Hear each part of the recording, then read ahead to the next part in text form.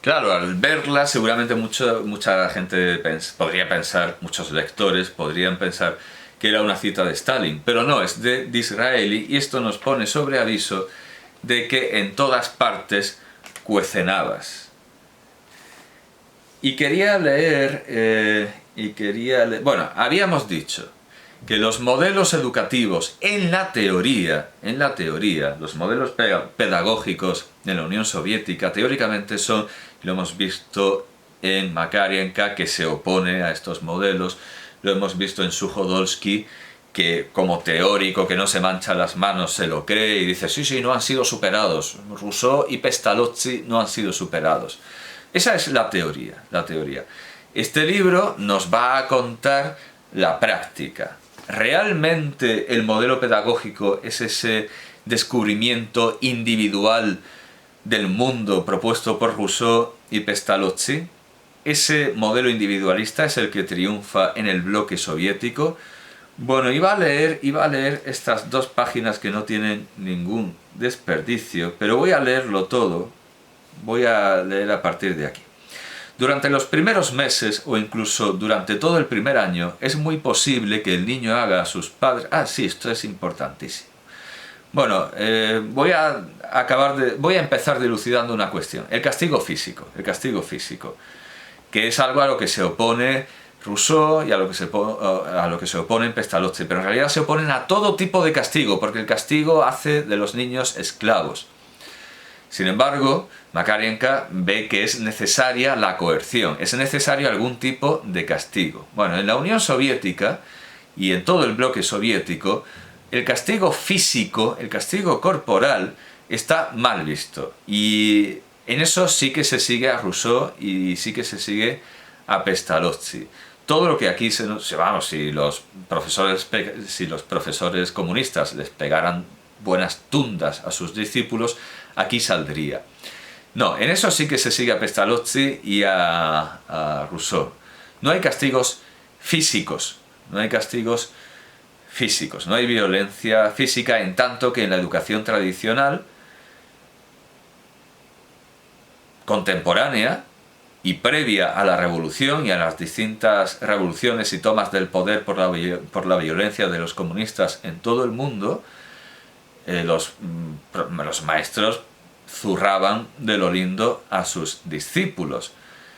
En la propia España de Franco hay, contemporánea con esta Rusia, en la España de Franco hay niños que llegan sangrando a sus casas.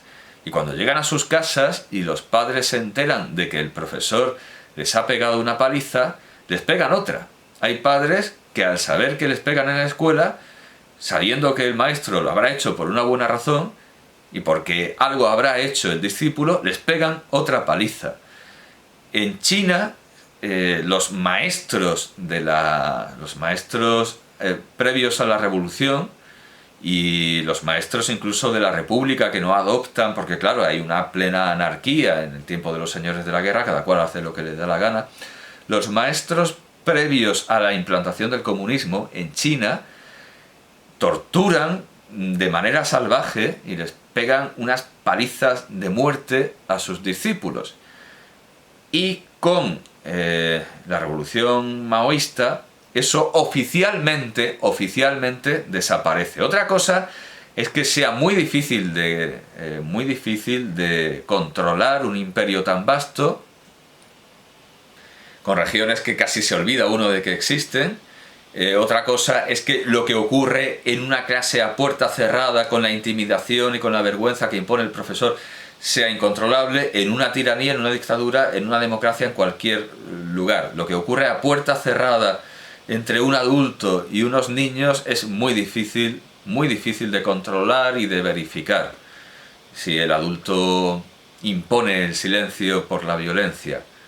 Y luego es muy difícil de verificar también lo que dicen los alumnos. Bueno, en fin, todo lo que ocurre a puerta cerrada no tiene que ver con el régimen político, no tiene que ver con la cultura, es muy difícil de controlar, con lo cual nadie niega que en el bloque soviético haya indudablemente, como en todas partes, profesores que sin saberlo la dirección, sin saberlo sus superiores, pudieran pegar a sus alumnos, pudieran abusar sexualmente de ellos, no psicológicamente. Eso todavía no hemos dicho que no haya maltrato psicológico.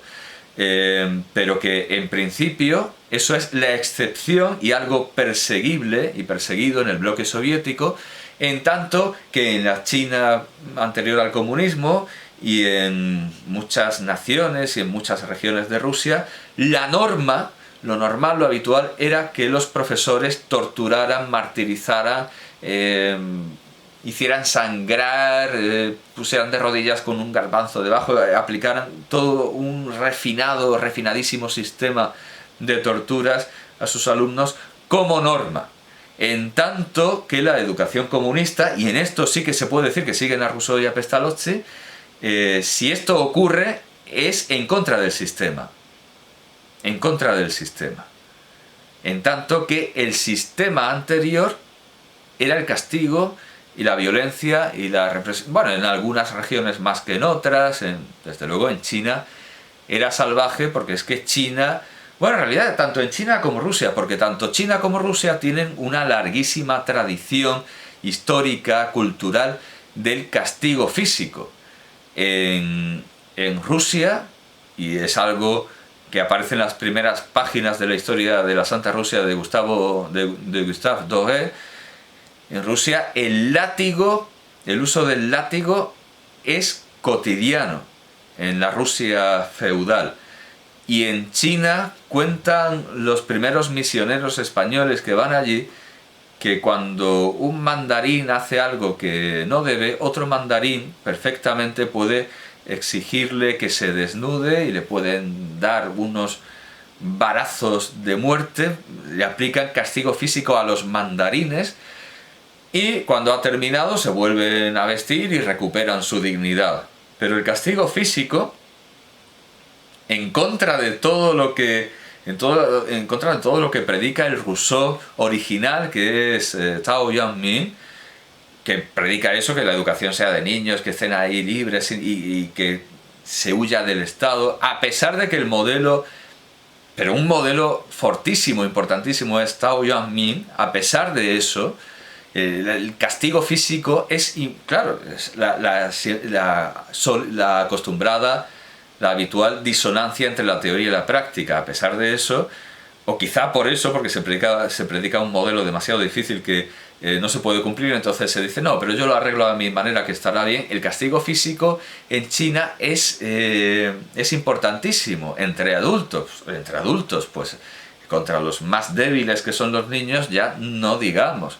Si en todas las culturas se castiga a los... Bueno, en todas no, ya saber, es como eso de ninguna civilización ha visto ser ingeniero hidráulico como una vocación. Bueno, sí, los capadocios, es una broma de los Simpsons, pero claro, al decir ninguna cultura, sí, bueno, ninguna cultura ha privado del castigo físico a sus... Bueno, sí, los Zuñi, los indios pueblo, que ellos dan un valor místico al sufrimiento físico, a los latigazos, además con hojas de yuca, con plantas crasas espinosas, se azotan con ellas, pero sus rituales místicos y religiosos. Y decían los conquistadores españoles que se reían mucho de ellos al ver que pegaban a sus hijos para educarlos. Cuando si ellos pegan a sus hijos es para revelarles verdades mágico-religiosas y abrirles un mundo espiritual, no para enseñarles a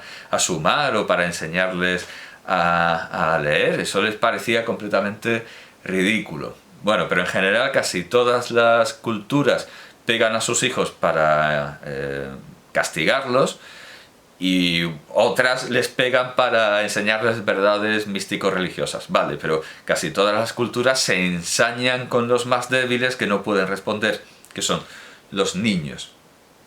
Entonces esto no lo dice el libro, pero lo dice por omisión, a pesar de que el libro en alemán se tradujo como Rusia sin adornos ni omisiones. Esto es una pequeña omisión, que a diferencia de lo que ocurre en casi todos los países contemporáneos, en Rusia se ve mal el maltrato físico. Bueno, en casi todos los países civilizados se estaba extinguiendo y se estaba arrumbando el maltrato físico, pero la práctica cotidiana era muy otra, y ya lo digo, en la España de Franco y en la posterior, en la democrática, en esa que cantaba Soy un truán, soy un señor, en esa también se maltrataba a los niños de lo lindo, y seguramente hoy día hay casos frecuentes que quedan enmudecidos por esa particular circunstancia que es una habitación a puerta cerrada con un adulto y niños a su cargo. Aunque es cierto que yo en el primer instituto en el que di clase teníamos una ventana de cristal como un manicomio por el que nos espiaban, y pasaba la jefa de estudios y a veces el director a ver como un manicomio o una celda en una cárcel norteamericana. Bueno, quería comentar por extenso estas páginas. Durante los primeros años, o incluso durante todo el primer año, es muy posible que el niño haga a sus padres y maestras las preguntas más desconcertantes. Uno de los compañeros de colegio de mi hijo de 4 años le preguntó una vez en la forma más rutinaria: «Oye, mi tía, cuando tu padre vuelve a casa borracho, ¿pega a tu madre?» Mi tía contestó a su... Pero claro, sí, de colegio de su hijo, o sea, sí estamos hablando de la época... y 4 años, sí. «Oye, ¿pega a tu madre?» Mi tía contestó, o sea, su hijo... mi tía contestó a su compañero que su padre nunca volvía borracho a casa, con el resultado de que propinaron al pobre mi tía una solemne paliza por haber dicho una evidente mentira. ¿Qué quieres decir? ¿Tu padre nunca vuelve a casa borracho? Todos los padres vuelven borrachos a casa. Claro, no hay malos tratos ejercidos por parte de los profesores, pero los niños siguen sufriendo violencia por parte de sus compañeros, de esa colectividad. Y ahora viene, y esto enlaza con lo que se dice a continuación a propósito de la enseñanza a través de la colectividad, que está en plena disonancia con ese ideal rusoniano, pestalozziano, individualista. No sé si he dejado para más adelante una cuestión importante, que es... no sé por qué he anotado esto, pero bueno, ya que he tratado de las preguntas, esto me enlaza con algo importante. Hace poco pensaba que en todas las naciones, en todos los sistemas, ya fueran democráticos o tiránicos, corresponde a los padres el decirles a los hijos que lo que les enseñan en la escuela es teoría y que no es verdad. Y aquí es extraño que no lo haya... Ah, sí, aquí está, viene a continuación. De acuerdo, está. Las maestras que enseñan en los parvularios son mujeres con mucha experiencia y no es fácil que se dejen sorprender por las preguntas de sus alumnos. Saben perfectamente cuál es, desde el punto de vista ideológico, la contestación idónea a cualquier inesperada pregunta sobre asuntos sociales, religiosos o políticos. Si notan que un niño insiste demasiado sobre preguntas indiscretas, avisan a sus padres que eviten toda conversación peligrosa delante de sus hijos. Hacen ese servicio estatal, tienen esa cortesía. Los padres que quieren evitarse graves problemas siguen el consejo de la maestra. Y es que, claro, esto pasa en todas las culturas, como digo. En todas las culturas a los niños se les enseñan cosas que están en plena disonancia con la realidad social. Yo recuerdo haber visto en el despacho de una profesora de universidad unos dibujos que había hecho su hijo en el colegio por mandato de quizá maestras muy parecidas a estas soviéticas, pero menos realistas, menos eficientes. Había unos dibujos contra el dinero. Se acusaba al dinero de todos los males de esta tierra, de las guerras, y se postulaba, por mandato sin duda alguna de maestras que enseñaban lo que había que enseñar, se postulaba, por cierto, curioso que hablemos de maestras en femenino, que sea una profesión eminentemente femenina en la Unión Soviética, pero también, curiosamente, en la España de Franco. Había en algunas culturas y en algunas legislaciones terribles restricciones, como que no se podían casar para no tener que mantener también al marido, era casi un monacato. Las maestras ejercían casi un monacato. Bueno, volviendo a los dibujos de este niño, indudablemente no era una cosa que se le hubiera ocurrido a él, sino que en la escuela les dirían que el capitalismo es muy malo, que el dinero es muy malo, efectivamente, que ocasiona todas las guerras, etc. Claro, yo vi el dibujo y pensé, pues menuda idea, menudo invento, y entonces ¿de qué van a vivir las putas? Y entonces ¿cómo vamos a pagar las putas? O sea, no tiene lógica. El mundo real no es ese que enseñan en la escuela, eso de un mundo sin dinero. O sea, yo me voy a lo más grotesco y a lo más...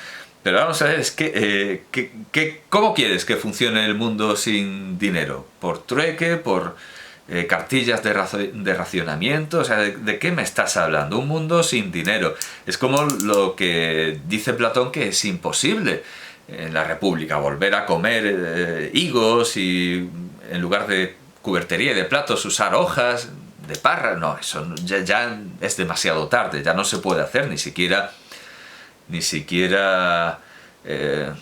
Thomas Paine dice que eso sea posible, él que es un enorme y adamita revolucionario en Estados Unidos, antes en Francia. Eso no es posible, no es posible. ¿Qué les enseñan en el colegio? Esa pregunta tan habitual de los padres. ¿Pero qué te enseñan? ¿A ti qué te enseñan en el colegio?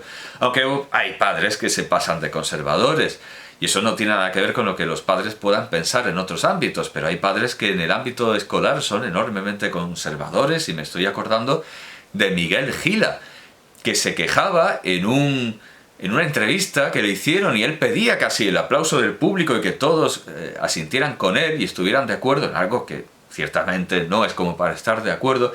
Él estaba muy ofendido porque en la escuela le enseñaban a su hija que el caracol era hermafrodita, y él decía, ¿y a mí qué me importa que el caracol sea hermafrodita o sea Eso a nosotros, claro, nos parece un prejuicio conservador inaceptable, el de que el padre se ofenda. ¿A ti qué te enseñan en el colegio? Que el caracol es hermafrodita. Se indignan porque eso o bien les parece inútil o bien incluso les puede parecer una inmoralidad. El caracol es o sea, les parece indignante, pero desde una perspectiva que demuestra una falta de educación, y de amplitud de mente. Bien, el padre es una autoridad que reconduce lo que se enseña en la escuela a lo que es útil para sobrevivir en sociedad. Esto es un caso extremo. Efectivamente, el saber que el caracol es hermafrodita, bien, no es útil para vivir en sociedad. A no ser que uno críe caracoles, y seguramente ni siquiera, porque los caracoles hacen lo suyo sin molestar a nadie. No es útil para vivir en sociedad. Y esto pasa en todas las civilizaciones. Si la maestra enseña y dedica un día, 3 días, dedica un proyecto entero de clase a decir que el dinero es malo, luego el padre en clase tiene que explicarle a su hijo que mira, sí, esto es lo que te dicen en la educación obligatoria, pero el dinero es bueno, y tener dinero es bueno. Y si quieres vivir en sociedad y sobrevivir y llegar a los 13 años, necesitas el dinero. El padre reconduce lo que enseñan en la escuela a la realidad. En las escuelas comunistas, como en todas, ensalzan y exaltan el pensamiento crítico, la revolución, rebelarse contra las injusticias, como Don Quijote. Como Don Quijote, que por cierto era citado por Suchodolski como demostración de que en el Renacimiento descubren esa disonancia que hay entre la sociedad y lo que predica la sociedad. En casa, el padre tendrá que decirles, mira, sí, Don Quijote acaba apaleado. A ti te dicen que a ti te ha dicho Fidel Castro, dirigiéndose a la juventud, a todos los jóvenes, a los niños como tú, sean como el Che. El Che acaba muerto ahí en un rincón de la perdida selva, abandonado por Fidel Castro y prácticamente con una patada en el culo.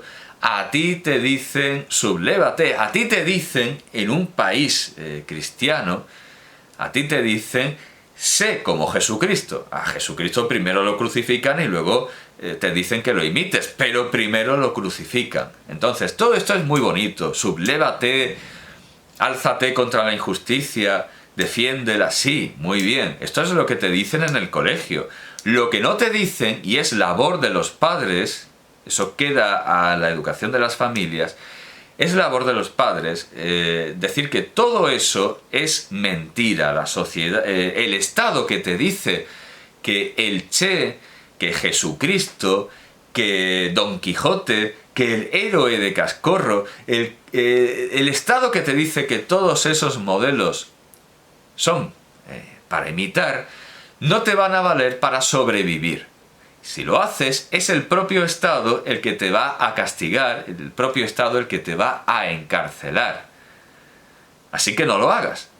Tú haz un mural con macarrones, con la cara del Che, o haz un crucifijo con pinzas de la ropa y luego lo barnizas, pero no los imites si quieres vivir. No hagas lo que hacen ellos si quieren vivir. Esto está claro. Y esto pasa tanto en España, con el padre que le dice, mira, lo de que el dinero es malo no es exactamente así, como en Corea del Norte. Naturalmente en Corea del Norte les dirán, les ensalzarán la revolución y les hablarán de lo importante que es la revolución. En Cuba, ser revolucionario, pero en casa les tienen que decir que lo que hay que ser es conformista y hay que tragar y tragar y tragar. Y las injusticias hay que hacer como que no se ven. Esto en Cuba, en Corea del Norte y en cualquier lado. La novedad del sistema socialista, de la educación socialista de los años 60 que aquí se comenta, es que las maestras tienen la amabilidad, porque podrían no avisar y mandar directamente a las fuerzas y cuerpos de seguridad del Estado. Las maestras tienen, bueno, como ocurría antes, y de hecho hay varios niños glorificados en tiempos de Stalin por denunciar a sus padres. Y les dan medallas, condecoraciones, les hacen estatuas por mandar a sus padres al gulag o a fusilar. Ese era el modelo stalinista. El hijo que delata a sus padres, como los Piagnoni de Savonarola, como los hijos que delatan a sus padres. Y por supuesto después con la gran revolución cultural proletaria de Mao. Que esto es en este tiempo. Mientras los maoístas están volviendo a considerar honorable denunciar a los padres y que los hijos causen la muerte de sus padres denunciándolos al Estado, mientras tanto en Rusia las cosas se han ablandado tanto, han progresado tanto, que las maestras tienen la inmensa amabilidad de mandar una carta a los padres diciendo, oiga, tengan cuidado con lo que hablan porque no vaya a ser que al final haya que informar. Dan ese aviso amabilísimo, es decir, su hijo hace muchas preguntas que no debería hacer. Ustedes tienen que cumplir su función de padres y explicarles que lo que les decimos aquí es mentira. Así que esa novedad, esa diferencia es la que hay entre la educación socialista y la de cualquier otro régimen democrático o tiránico. Da igual, en todas partes los padres son los que dicen a los hijos que lo que les enseñan en la escuela es mentira. Un interesante resultado de este proceso es que el joven muchacho o muchacha va adquiriendo gradualmente una facultad que le será extraordinariamente útil para vivir en la sociedad soviética. Y a partir de aquí hay una doble lectura, porque claro, todo esto se aplica a la sociedad soviética, pero pido a quienes me escuchan que omitan el adjetivo soviético y verán que esto encaja con cualquier otra cultura y desde luego con la cultura en la que quien me escucha haya estudiado. Adquirirá, en otras palabras, una clara idea de cuáles son las cosas que uno puede preguntar o discutir y cuáles las que debe evitar. De mayor, esta sabia prudencia le será muy útil. Con esta lección bien aprendida, si de mayor llegara a ocupar un puesto en el frente ideológico, ya como miembro del partido o como periodista, se consideraría que posee un fino sentido político, y esto es una nota que vale mucho. Es decir, el sentido político se demuestra más por lo que se calla que por lo que se dice. Aún en campos menos peligrosos, esta lección de prudencia política bien aprendida le servirá para ir por la vida ahorrándose muchos disgustos. Cualquier funcionario debe saber cuándo ha de quedarse quieto, cuándo aplaudir y cuándo adelantarse para ofrecer, siempre con mucha prudencia, un criticismo constructivo. En la Unión Soviética, y ya lo digo, quitemos lo de la Unión Soviética, esto es válido en todo el mundo. En la Unión Soviética se estimula a la gente a ofrecer este tipo de criticismo, siempre dentro de ciertos límites. Las maestras de los parvularios hacen un gran esfuerzo por inculcar en las mentes de los niños el sentido de colectividad. En la práctica, esto representa la sumisión incondicional de la minoría a una mayoría y de todo el mundo a un jefe. Es decir, que de eso de Rousseau, nada. Está desde el principio, desde el rigurosísimo principio, esa sociedad que hace a los hombres malos, según Rousseau. Impera la sociedad y no el autodescubrimiento del individuo. Todo el mundo está comiendo, solo tú no comes, ¿no te avergüenzas? Todos están cantando un himno a la bandera, excepto tú. ¿Es que vas tú contra todos los otros? Es que no hace falta que se le diga. Es que vas tú contra la gloriosa bandera del partido, es que vas tú contra la bandera del Lenin, es que vas... No, no hace falta. Es que vas tú contra la estelada, es que vas tú contra la patria catalana, no hace falta.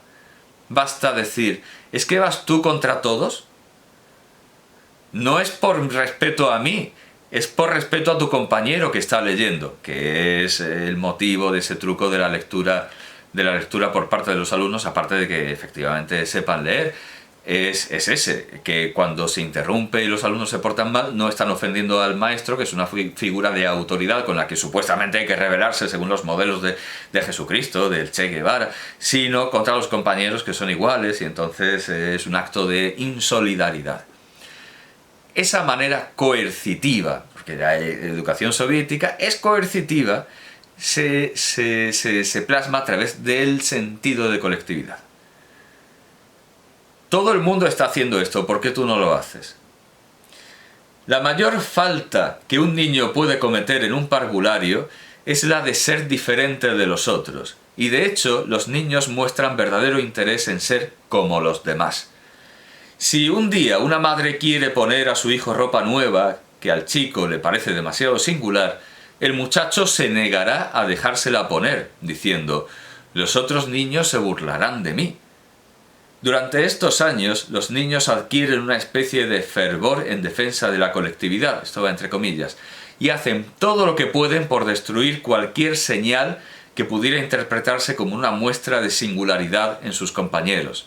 El individualista será probablemente ridiculizado, incluso atacado por sus condiscípulos, que además probablemente irán a protestar de él a la maestra.